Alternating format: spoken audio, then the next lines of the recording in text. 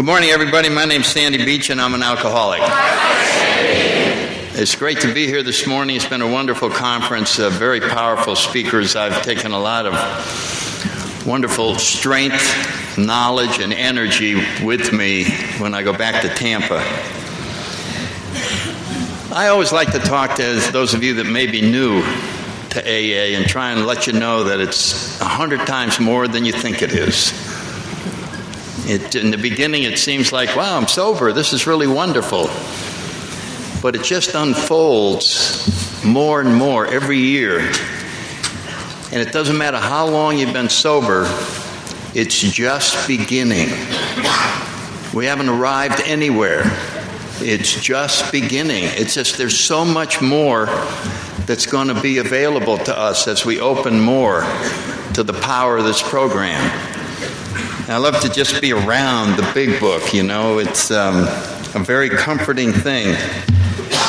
And when I think this is what this book is all about one thing: seeking God, as you may understand Him. But that's what it's all about, you know, where it says He could and would if He were sought. And that's our job. After we come in here, is to do this seeking. And we're given a game plan for doing that through these 12 steps and having home groups and conferences and sponsors to push us along, because as much as I enjoy the rewards and the fruits of the spiritual effort, there's part of me that doesn't want anything to do with it. You know, part of me knows that this morning I'm going to talk a lot about God. And part of me's going, why do you have to talk about God all the time?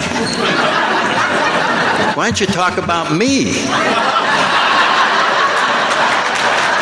You know?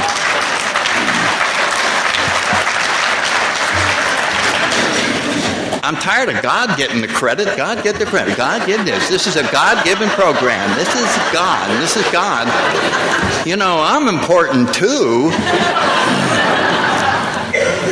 And so that's our struggle, because we're two beings all locked into one little package here, and one part wants to go this way, and the other part is trying to accomplish what we were sent here for, which is to overcome the part that doesn't want anything to do with spiritual growth and God and spiritual principles and sharing, and becoming smaller and smaller and smaller and smaller until there's nothing left but a higher power, a channel through which this higher power can do all the great works that we see here in AA.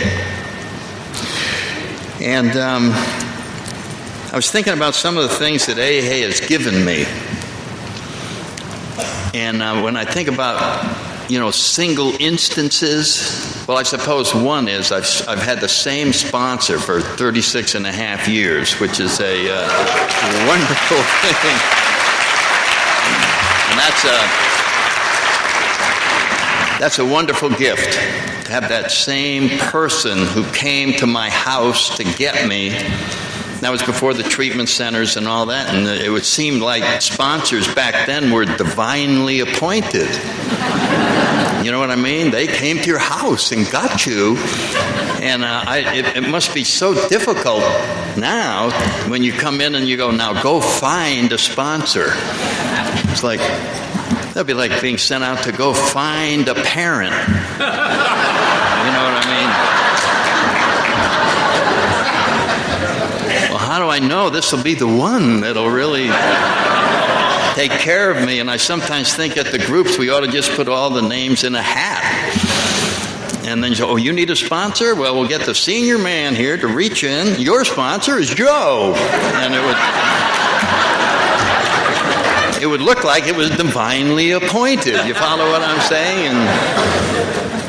And so there was that initial relationship, and then of course after these years it has become a deep, deep friendship. And I'm very grateful for my close friend Bill T, who's up in Virginia, and we talk on a regular basis, and it's been wonderful. Now, the next thing I was thinking about occurred about 2.5 years ago. during the course of about 6 months, both my parents passed away. They were both 93, lived long and wonderful lives, and my mother ended up with a terminal illness. She was in a hospice, and my sister's got 25 years in AA, and fortunately she was living nearby in Connecticut. And so she said, you better come up. So I came up and stayed about a week, and she was doing pretty good. So I said, well, I'll go back. So I went back, and then I got the phone call, come on back. Probably only be another day or two. So I went back up, and I went over to the hospice. My father was over there, and my mother was under the heavy sedation, so she wouldn't feel any pain. So she was sort of sound asleep. And so I came over to the bed, and I just said, hi, Mom. And she opened her eyes and just smiled. You wouldn't believe the smile. Her whole face lit up. She didn't really say anything, and then she kind of went back to sleep. And I was out in the hallway later, and the nurse said, I've never seen her that happy. Now, see, this is the guy that broke her heart. This is the guy that just, she had all these dreams for and worked so hard to send me to college, and they saved money and did all that. And then I just took off and went right down the drain and ended up in a nut ward, and they came down to see me in there, and they didn't know how to talk. It was so painful. And even after I'd been sober 10 years or so, I was speaking up in Connecticut, and I said, would you like to go to this conference and hear me talk? She said, no, I don't want to go. And later on, I found out why. She didn't want to hear about all the pain I went through. She just didn't want to hear that. So here it was, what AA gave me was, when I showed up, she smiled and was the happiest the nurse ever saw her. And so it had fixed everything. It had healed and gone beyond that. It just was wonderful. And so it was a very happy event to see this ending of a wonderful life. And so that's something that I really got. Then I got other gifts that have come in. And I share some of these so that if you're new, you understand when we're talking about what does it mean when we're working the program. How does that affect our lives? And I can give you a good example. I really like to read prayers, think about prayers. I love the prayer of St. Francis. I'm reading a book about St. Francis. He wrote that stuff 900 years ago. And it's still so powerful when you read that. Make me a channel of thy peace. I mean, it's just like, whoa. And so for those of you new, why would we be reading this stuff? Why is it important to be using these thoughts that have been written down? It's because they don't come to us naturally. That's not how I think. I don't get up in the morning just, boy, I sure hope I'm a channel of peace today. I just want to go out. I just get up going, I'm afraid. I don't know what's going on. They're going to get me. It's awful. The world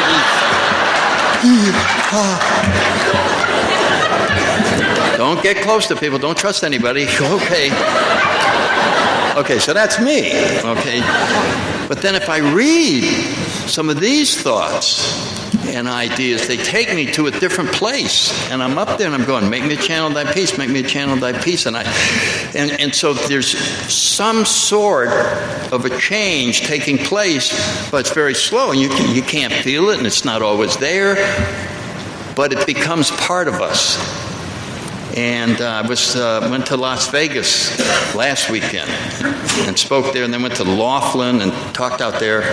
It's a long trip, and I'll tell you, traveling, the older you get, man, everything hurts. I mean,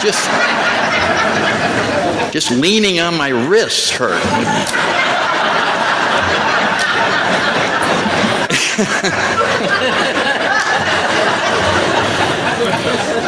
Somebody, I'm going out and it's like I can't get my back fixed and all that stuff, and it seems to take like 9 hours or whatever. So finally get there, and I don't like casinos. The energy is just So I try to go off and do other things. So I'm complaining. Okay, you can hear the. And I have a great time. I love the people, and Bob D., I'm over his home group, and I just had delight visiting and all that. But this travel and hotel stuff, so I'm finally make it through, and I get up at 5 and go out to drive back to Las Vegas, get on the plane, and I'm telling my body, which is going, is this over yet? Is this... And I'm going, hang in there, babe. We got 8 more hours, and we'll be home. And you can take a little nap, and you can go to your home group meeting Sunday night. Don't worry, hang in there. So I'm on the plane. It's got 2 seats on the left, 3 seats on the right. I'm against the window, and the lady sitting next to me. And they're not going out of the gate because they're trying to get 2 people to volunteer to get off the plane for $300 so they can get the overbooked people on the plane. And this is going on and going on and going on.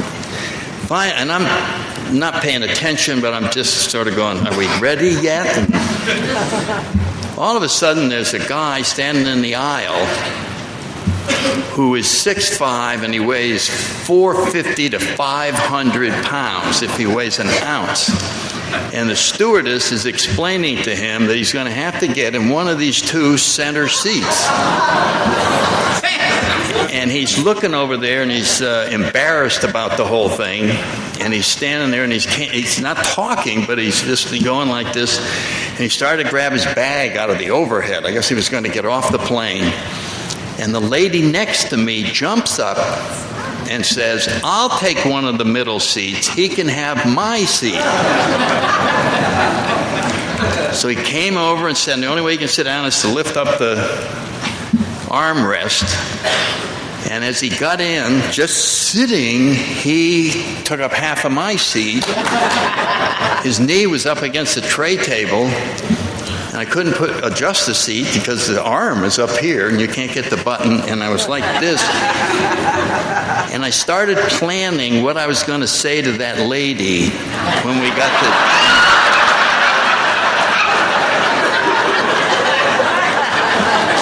we got to Dallas.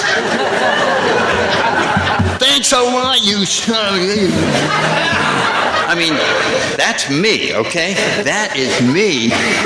And I sat there and I just went 2.5 hours. And I'm like, oh, whoa. And then it was like a thought and a voice. A thought and a voice. And it's just like it came right into this ear. It's me, but it's not me. And it just came in and it said, take a look at that guy.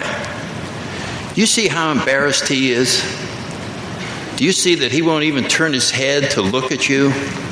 He knows he is practically squeezing you out of the airplane, and he probably feels this way every time he travels.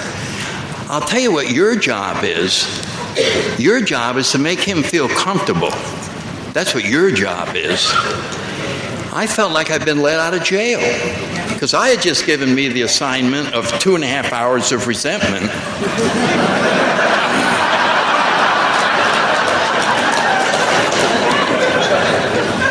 And this was like a new freedom. I had just been granted a total new freedom. And I really relished the job. I said, that's right. He really is uncomfortable with this. How are you? And I had to go like this. His head was up here. How are you? Yeah, where are you going? Oh, I'm going to Birmingham. Well, listen, and you travel a lot. Yeah, I have to travel a lot. It's hard. And I said, yeah, I guess it is. It really must be. And I didn't ache. I had no pains. 2.5 hours. I was like this, and it was like, yeah. And I could feel his body relax. I could feel his body, and it felt great that his body relaxed. And I just went there. It was like effortless. Now the next leg to Tampa, no problems. I got the full seat. I got everything, all the room I want.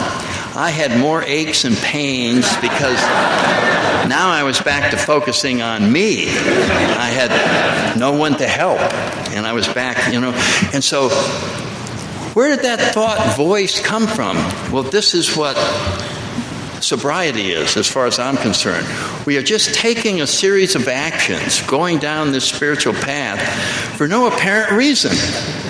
I mean, it's not like drinking where you go boom, bah, and you get the result just like that. So it makes a lot of sense. It just isn't that way.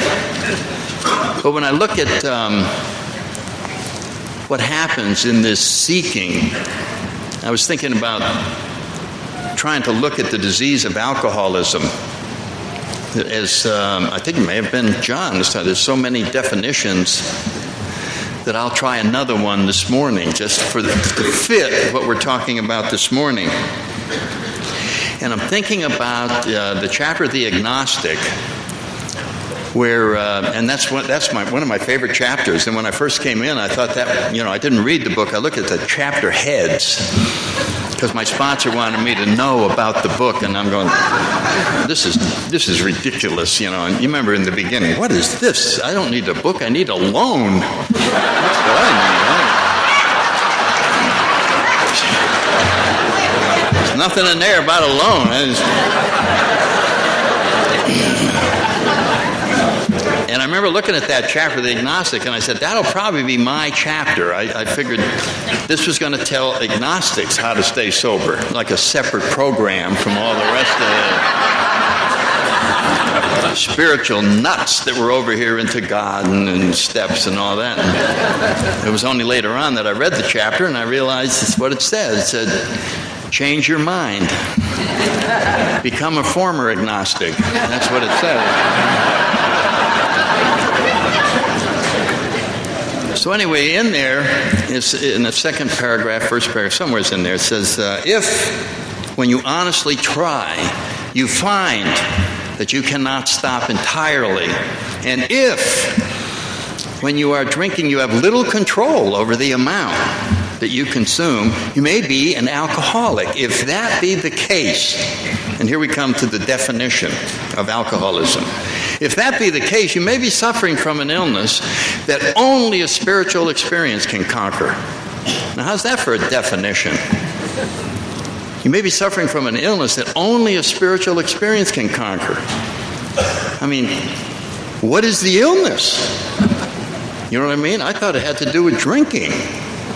And here it's just saying, no. You have this situation that only a spiritual experience can conquer. So you have to kind of work backwards. You know how they worked backwards, and they were sailing the ships in the 1500s or whatever it was, and people kept getting scurvy. And then they started stacking oranges on the ship, and then they ate them, and then they didn't get it anymore. So you didn't have to be a doctor. You could go, I think scurvy is an orange deficiency. You know what I mean? You just work backwards. That's an interesting way to look at alcoholism. Instead of looking at all the scientific symptoms, you look at the solution and then work backwards.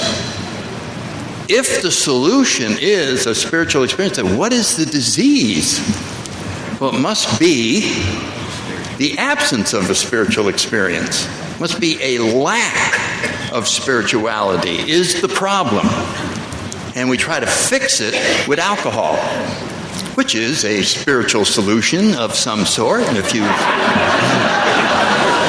stretch your imagination. And in my case, alcohol worked in a very spiritual way. It was a higher power. It changed my perception of reality. It transformed the world into a wonderful place to live in, all while I was just standing there. Just standing there. Wasn't doing anything. Nothing changed. All the players are still the same, and I go bump, bump, bump, bump, and it went from threatening, hostile, rotten people into friends that I can hardly wait to meet. That's what alcohol did. So I always wanted to live in the friendly world, and I hated going back to the hostile world. I hated getting sober. And so when people say, why don't you just not drink? I would just go, do you know what happens when you don't drink? You are sober all the time. All the time.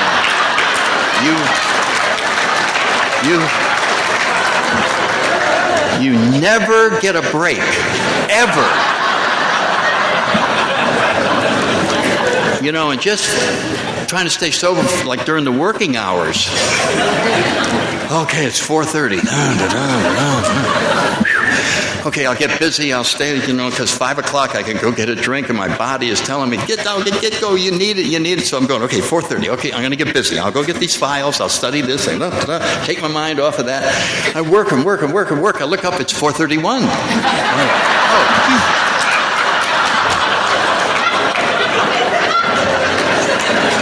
Somebody's screwing with the clocks.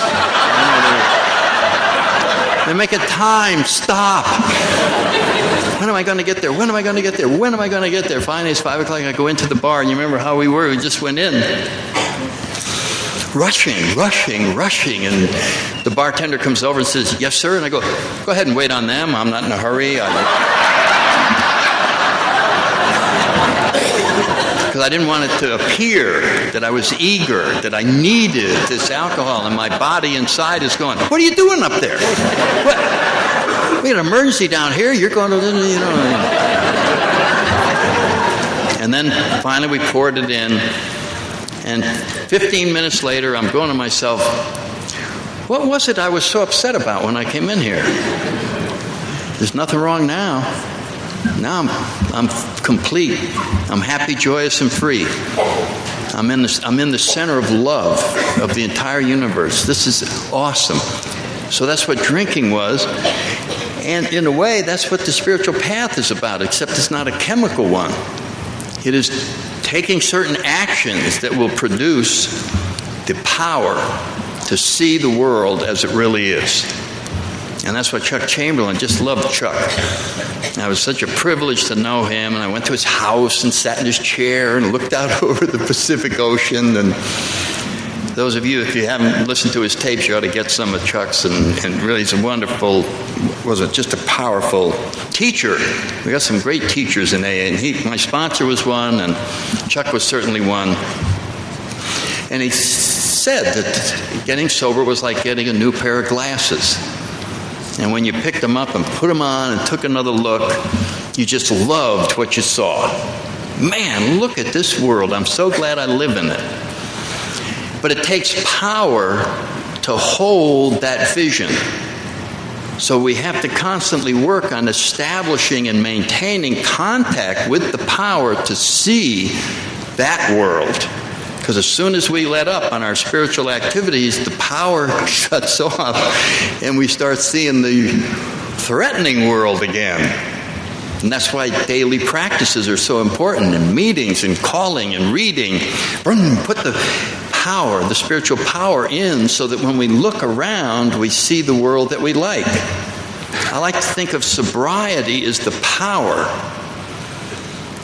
to remove all the problems so that there's nothing for alcohol to fix. And when there's nothing for alcohol to fix, it's real easy to stay sober. I mean, that's why we needed to drink so bad. I got to fix this. I can't stand this anymore. Well, if that's fixed, if it's removed for that moment, then it's real easy to stay sober. You want to drink? No, I don't need one.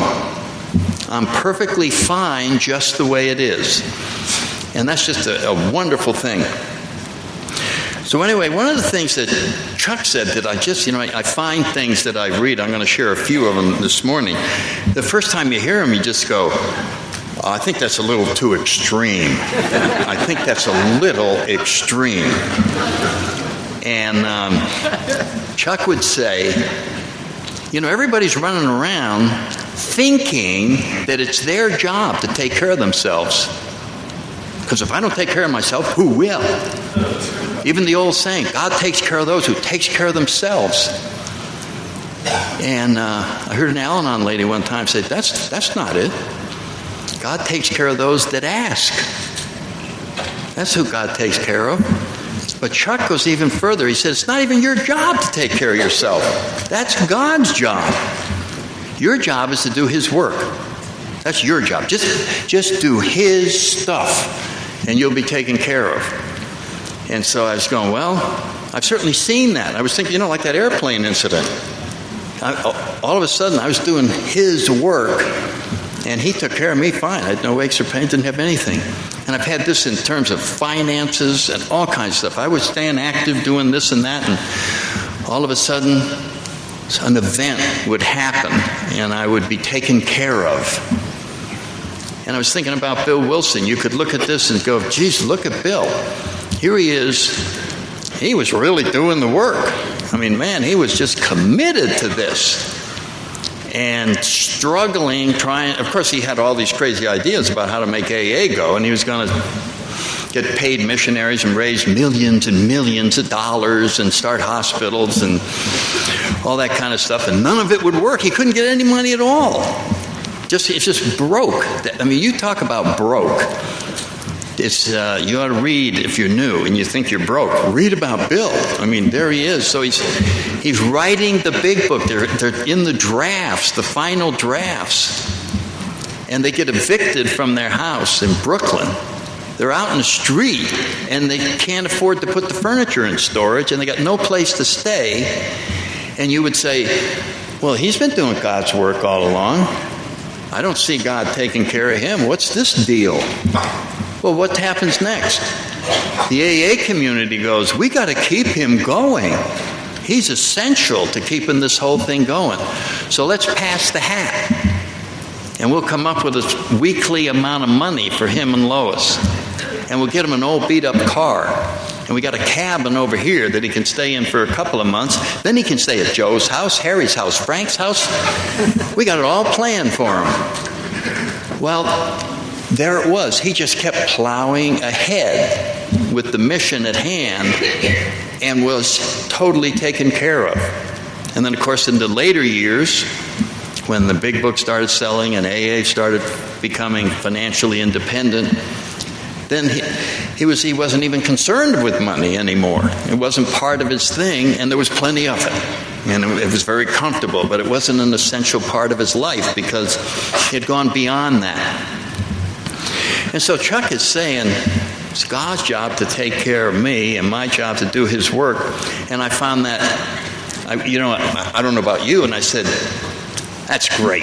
You know what I mean? Anytime you hear of lofty principles, man, that's great. I really like that. But I think I'll just keep a couple $100 in my wallet.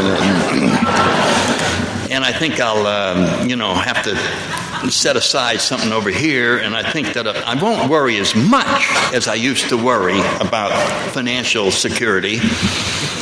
But I'll think about that later on. I mean, it's so hard to let go of the old way of living. I remember when I was thinking about forgiveness. Do you know how hard it is to forgive? Have you ever thought about forgiveness? And you say, I really ought to forgive them. And you go, okay.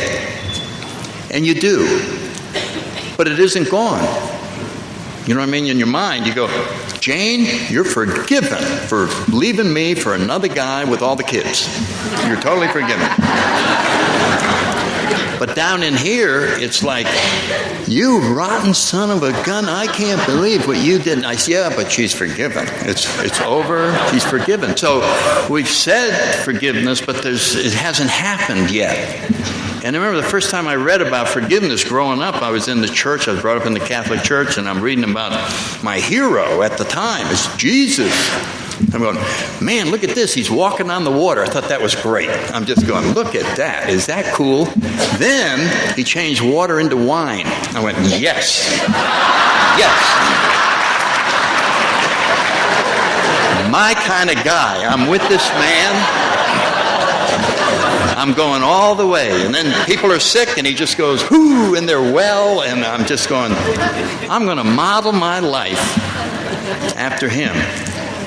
Then there's, all of a sudden, they're nailing him to a cross. Whoa, well, the story has taken an unfortunate turn. I think I'll sort of follow his path, but I won't be as extreme as he was, because I certainly don't want to end up getting nailed to a cross. I mean, my God, that has to seriously hurt. I mean, So what is he saying while this is going on? He's saying, Father, forgive them. They know not what they do. And I didn't say this out loud, but you know what I'm thinking to myself? Jesus, are you on drugs? They're nailing your butt to a cross, and you're saying, forgive them. I mean, hello? I mean, what is that? So later on, they're explaining these principles and what these teachings were all about, and that forgiveness is how we get free of any injuries that are done to us, because that's the only freedom there is. So the bar was set as far as my own education was. Forgiveness extends up to and including getting nailed to a cross. That's how far you go with forgiveness. Now, you're not going to...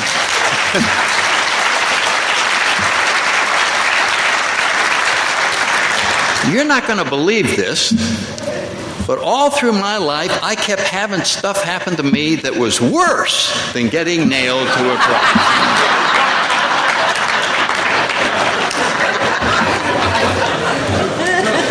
And you know why it was worse? Because it was happening to me. That's why it was worse. So I was willing to forgive up to a certain point, but you know what I mean? There's just this. So all those things that I wasn't willing to forgive, I carried. Anytime I decide to carry it, I pick up the hammer and the nails, and I build a little cross, and I go, Sandy, I'm nailing your butt to this thing, and we ain't going to ever forgive this. Boom. And then walk around in a lot of pain over not forgiving what we have called the unforgivable. And I was reading in the little 24-hour day book about forgiveness. And it was a wonderful concept, so I just want to pass it on. It said, it is senseless to try to simply forgive, because the only thing that's hurt when anything happens to us is our selfishness. That's the only thing that gets hurt, is our self. And so instead of trying to intellectually forgive, we have to concentrate on overcoming ourself in our daily lives. And when we overcome ourselves, the only thing that was hurt is gone, and we can't even remember the injuries. Now, is that total freedom? We can't even remember the injuries, because, you see, that's the only part, that the ego, the self. And so this whole program is overcoming self. Overcoming self, because that's where all the problems are. Now, very briefly, I grew up in New England, had a good, nice little family, didn't drink till I was in college, very uncomfortable around people. Had my first drink, the second or the third drink that I had, all these threatening people became friendly people, and I knew that I had found the secret to life. That's what alcohol was to me.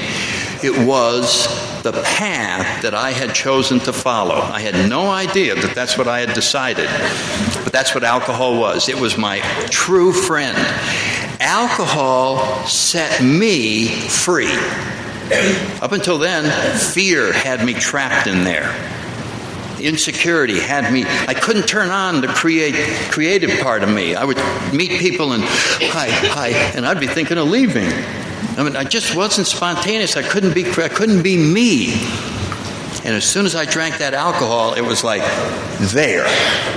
Now I am 100%, and I just could talk. I intuitively knew how to do everything. It was just fear of economic insecurity disappeared. I'll buy a round for this room. You know what I mean? And I didn't have the rent money, but who cares? I'm living today. The rent is due tomorrow. We got to live a day at a time.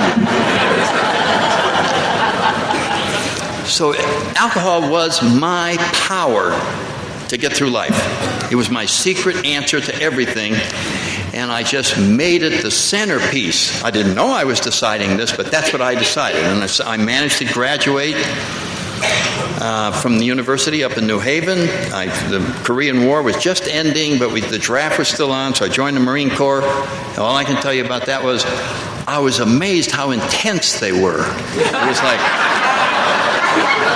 hey guys, lighten up, come on. I mean, just, and I just was in the wrong place, and we were being trained to be platoon leaders, and it took 6 months of just running around and shooting and digging and hiding and and these guys were, give me somebody to kill, and I'm just going, hey, I saw a training movie about pilots, and they were in the bar, and they were talking with their hands. There was a blonde in the background, and I just went over to the major. I said, what's that pilot stuff? He said, oh, you don't want that. You have to sign up for 3 more years if you do that. I got 3 years. I went, let me sign up for that. I signed up. I made it. My eyes were all right, and I passed all the tests, and got married, went off to Pensacola, got airsick on the plane going down. The old propeller planes, they're bouncing all around. They smelled, gasoline smelled none. Then I got sick in the SNJ for about 5 flights, and the instructor said, I don't think you're going to make it. Well, that went away. Turns out I was very good at that. So I now had a new career. They were giving out regular commissions. Now I'm going to make the military my career. Look at me. Do you see a military bone in my body? Do you see anything military? But I'm going to make this a career. Give me that airplane. I did reasonably well, but there were lots of people going, oh, he's a disgrace to the Marine Corps. I mean, there was some of that. So I got promoted, and we had 1 kid, and I'm a first lieutenant, 2 kids, 3 kids, 4 kids, 5 kids, 6 kids, and getting crowded around the house. I'm just looking there, and I'm sort of an observer of all this, and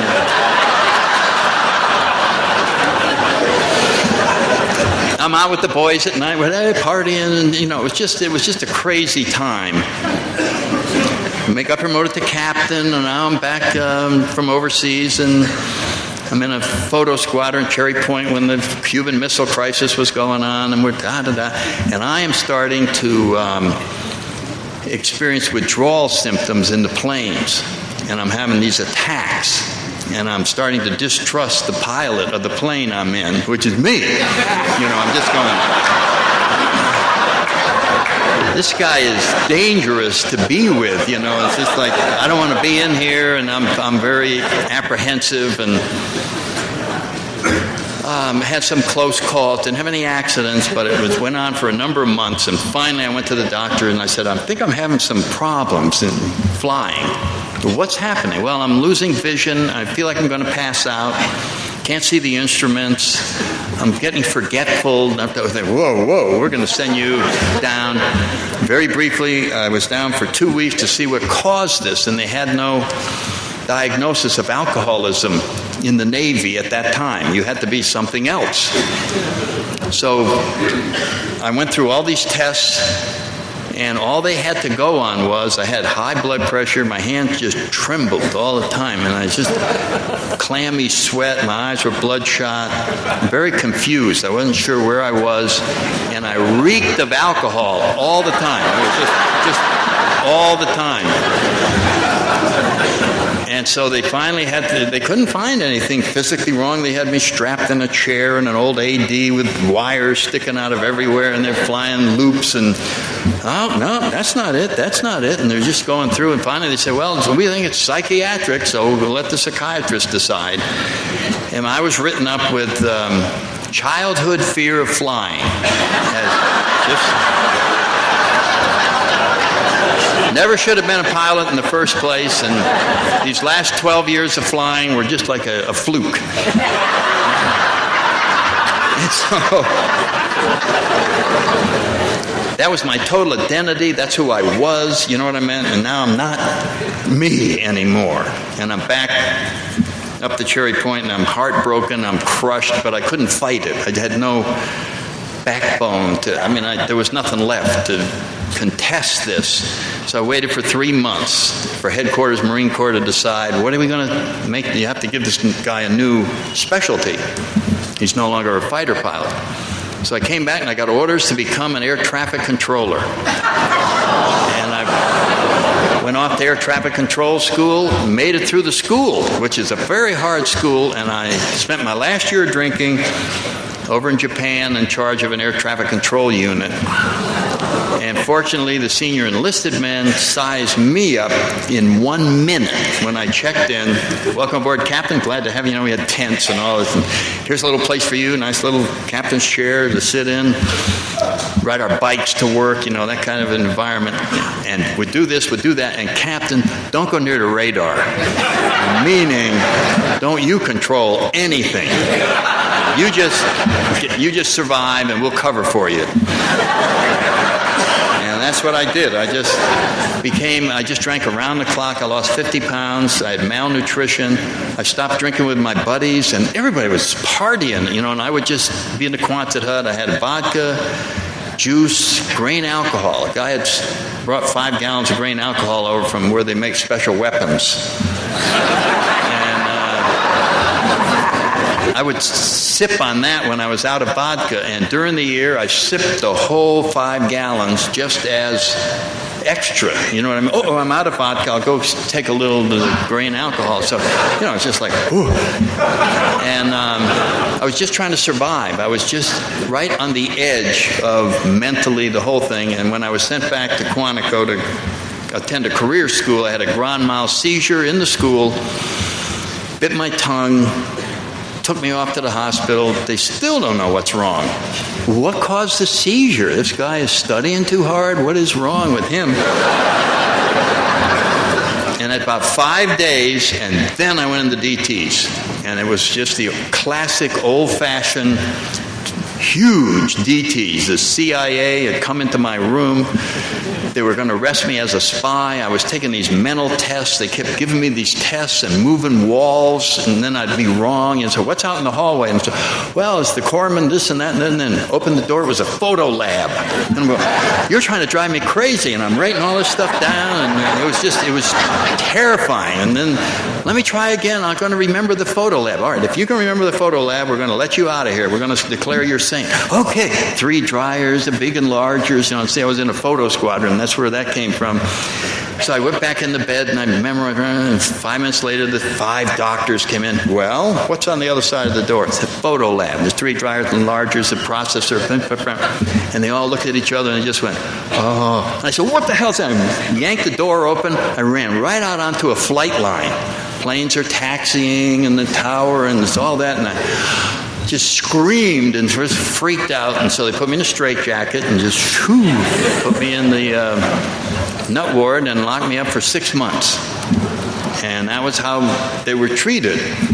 And fortunately, AA came in there after about 4 months. And so I heard about the program. I didn't connect to it. I thought it would be nice for friends of mine. And then I went home as an outpatient, and I started drinking again, even though they told me my career was over if I had another drink. So I knew they were going to catch me. Paranoia was setting in. I had vodka in the nut ward, you know what I mean, under my stuff. And I was looking at the psychiatrist, like, are you looking at me? It was like... So I could see them looking at me, looking at them. And I said, they're going to get me. They're going to get me. You remember Paranoia? They're all looking at you. And so I said, I better join AA on the outside. And that's what I did. I called AA over the weekend. It was Pearl Harbor Day, 1964. This big Marine captain came over to my house. He was an infantry guy. And he just came in. This is a 12-step call. I talk, you listen. Sit down.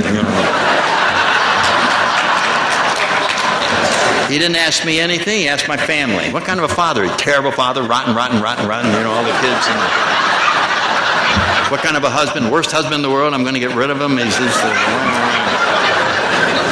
So I'm going, what are you talking to them for? I'm the guy, you know. And anyway, we went to a meeting every night. There was no choice. I think he said, we'll be going every night for 10 years or something like that. Every night. And I'm going, there's those extreme Marines again, you know, just like. And I never had another drink. You know what I mean? That was it. I never had another drink. And I just started down this path. So what is the path? That to me, when they look at this book, it's the way. You know, they used to want to call it the way out. It really is the way. I don't think any of us had a way before we got here. Nobody explained life to me. Nobody told me what the deal was. Never really told me so I could connect. Because everybody was always talking down, especially the drunks. Anybody's talking to us is, I'll tell you, you know, it was just like that. So I didn't want to listen. But I got in here, and it was level playing field. There was one drunk to another, one person saying, I used to be right where you are. I know how to get out of there. Give me your hand, and I'm going to show you how to get out of there. Would you like to get out of there? Of course you want to get out of there. It's killing you in there. It's awful. Your life is awful. It's worse than you even want to admit. You haven't got a clue what's going on. You're not sure about yourself. You had some vague principles you put together growing up. I learned a lot of my philosophy of life off of bathroom walls. Oh my God, I didn't know that. Is that true? You know, and then I learned from other kids, and then I heard something from the Catholic Church that I screwed up, and it wasn't that way at all. Then I heard something from over here, and I had this mishmash of stuff. And there was an old guy in Washington, Charlie Bruton, he used to say, it isn't the things you don't know that kill you, it's knowing things for sure that just ain't so. And that's, if you're new, that's what you got. You have thousands of ideas that are scaring the hell out of you that aren't true. None of them. Old ideas avail us nothing. So this process of growing spiritually implies, you know, say growing, it implies we're going to acquire something. We're not going to acquire anything. We're going to get rid of stuff. That's what we're going to do. We're going to get rid of. See, when we come here, we're ego. Ego, how big? I'm a big shot. I'm big. And I'm trying to get bigger. Because I think that's where happiness is. I want a bigger car, a bigger yacht, a bigger job, bigger. And so you've designed this vehicle for moving through life. And it's like a boat. And this is the design of the boat. It's 78 feet wide and 2 feet deep. And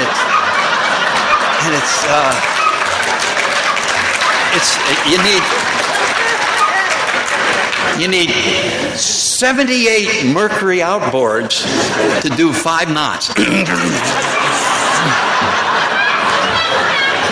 Because everywhere you take this vehicle, you meet resistance.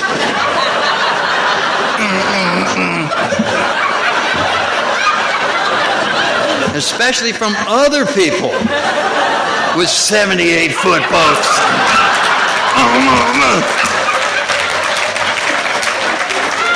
I mean, 2 huge egos can't go through those doors together. So we wonder why going through life is so tiring. I'm taking my will and I'm pushing it through. It's exhausting. Everybody resists willfulness. You can just feel it. You send out all this energy of willfulness. I like my eggs this way. I like this. It has to be that way. You know, and you figure if you instruct the whole world enough, they'll get their act together. And so I thought communicating was just talking more about me. Well, let me tell you one more thing. I don't like you messing around with my shoes. Whatever it is, you know, it's just... And so we come in here and we go, That plan is awful. That's the worst plan in the world. You don't want to become a big shot. You want to become nothing. Nothing has no resistance anywhere. You can just go, I want to become small. I want to be able to go right through a screen door.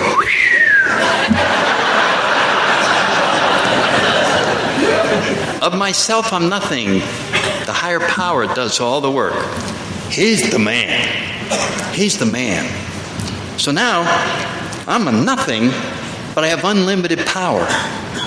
You know what I'm saying? It's like when you're in grammar school and you can't fight, but you got a huge brother. You know what I mean? So I just walk around and say to myself, wherever I go, well, God and I are here. Looks manageable to me, right, God? Yeah.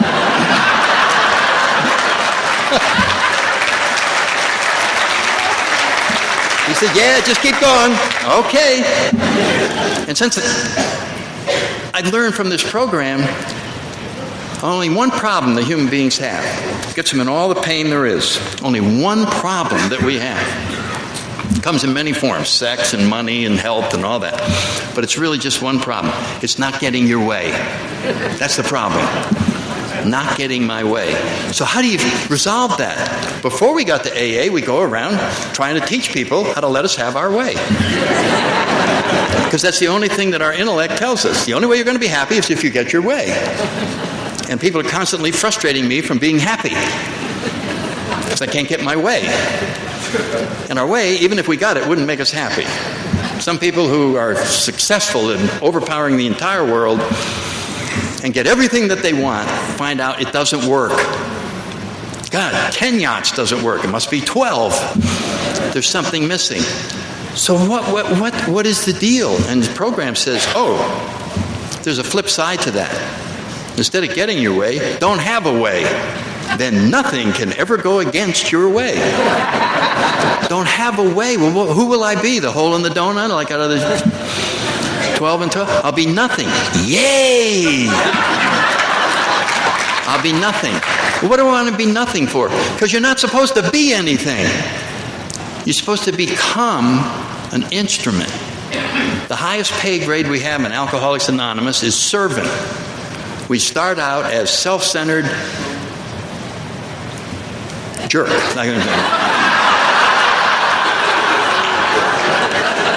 Then we work down to semi-self-centered jerk, and then finally we can get down to the top grade in the program, servant. Servant. I don't want to just be a servant. I just want to be useful. I just want to go around. Well, who will take care of me? Just watch. Watch how you're taken care of. You're taken care of because you will achieve happiness from the inside out. And then it won't be important to get anything because it'll already be fixed. You won't need the yacht to be happy. If you want to get one, that'll be nice, but it won't be to make you happy. It'll be to give other people a ride on it. It'll be for other motives. It'll be it's the freedom that they talk about in the program. So we become an instrument and then things happen. John was talking about it last night, just a series of coincidences. And Marianne wanted me to tell this one story. I've been sober about 25 years. I was sitting around my house up in Washington, D.C. It was a Sunday afternoon. It was 10 minutes to the Redskin game. And it was back when they were in the Super Bowl or almost Super Bowl contest. It was very exciting, when your hometown team is rocking and rolling. 10 minutes to game time, and my wife had gone out somewhere, and I was home. I got the TV, I got the Washington Post, I got some popcorn, I got a case of Cokes, and I'm ready for the game, and I'm sitting there, and all of a sudden I have a thought, and the thought is, you remember 1955, when you were in flight school, and your buddy, Bill Marseille, you drank with, and he came over, and you and your wife and Bill hung around all the time, and then every month you'd be out of money for the rent, and you'd borrow it from Bill, and then you'd pay it back. Then the next month, you'd be out of money, you'd borrow from him, pay him back. And then the last month, when you're finishing up training down there, you borrowed the $70 rent. He went over here to advanced training, and you went over there, and you never paid him back. And you saw him again a couple years later, and you pretended like you forgot. And now you still owe him the $70. And I'm going, okay, great, but the game is just about to start. We're clearly not going to be doing anything about that. Oh, yeah? You want to enjoy that game, you better start thinking about Bill Marseille and the 70. But where am I going to find him? He says, it's Sunday, headquarters Marine Corps. I can't call them. How am I going to find him? There's no way I can find Bill. I'm going to watch the game. No, you're not going to watch the game. This is what you're going to do. You're going to think. How could you get a hold of him? Well, he liked to ski. Well, then call the ski places. Well, there's skis all over the place. Well, he was from New England, right? Yeah. Well, he might be in Vermont.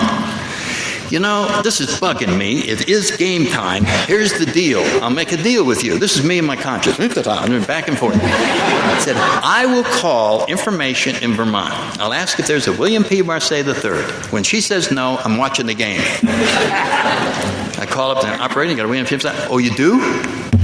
What's the number? So I write the number down. He won't be home. I'll call him right now. It's Bill Marseille there. Oh, hi, Bill.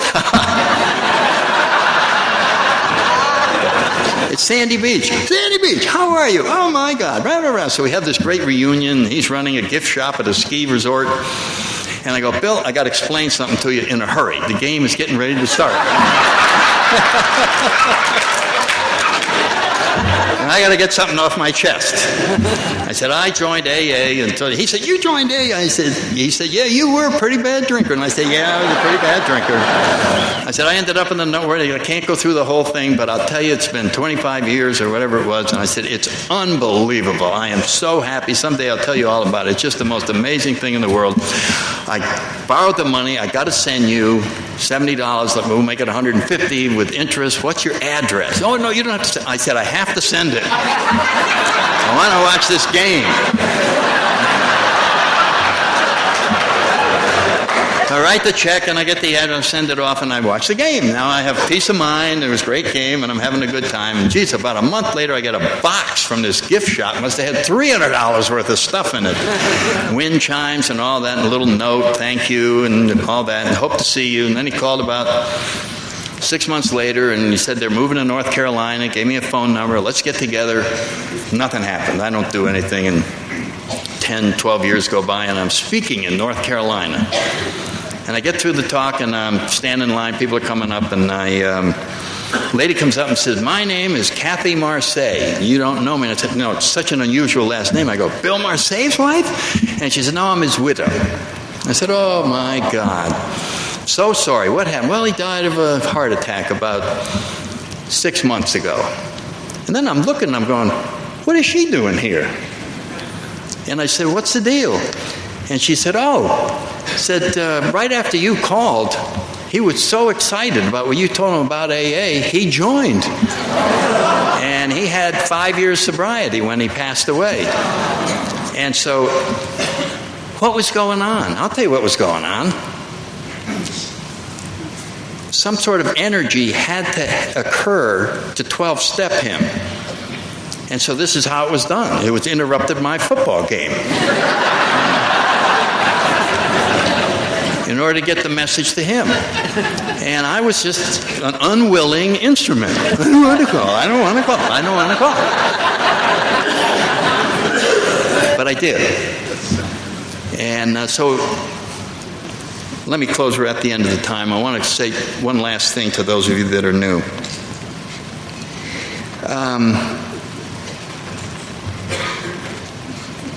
You are the gift that AA gives you. That's the gift. And your job, just like that voice came into my ear, your job is to unwrap that gift. See, it's wrapped up in old ideas. It's wrapped up in a lot of garbage. It's wrapped up in all kinds of erroneous information.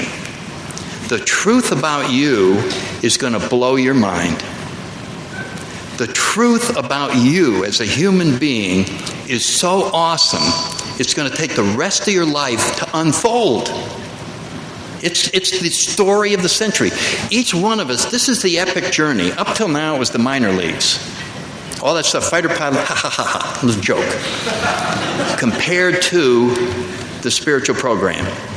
Compared to challenging the battle of, can I overcome my selfishness? That's your challenge.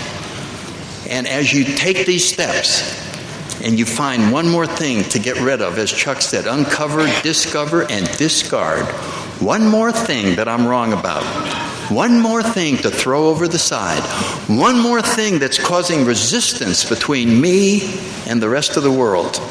My job from now on is not to do anything except bring harmony wherever I go. And the only way I can bring harmony wherever I go is to stay undisturbed. Spirituality is, as the 10th step suggests in the 12 and 12, the art of achieving and maintaining a status of undisturbedness. When we are in this state, we are wonderful to be around. People are attracted to us. When we focus on overcoming selflessness and being undisturbed, we bring harmony where we go. We treat the 7-Eleven clerk with respect. We treat waiters and waitresses differently than when we're so filled with ourselves. And as we bring this new energy out into the world about us, the world reacts to that energy, with a loving embrace. And we feel wanted where we go. We feel harmony wherever we go. We actually create the world that we're living in by simply struggling against ourselves to not give in to that selfish part. And when we do, don't beat yourself up. Don't beat yourself up. Just go, I'm human. I'm getting off the floor, and I'm going to try better today. And the journey goes on and on. And if you're new, hold on. It is beautiful. God loves you. We all love you. It's been a great conference. Thank you.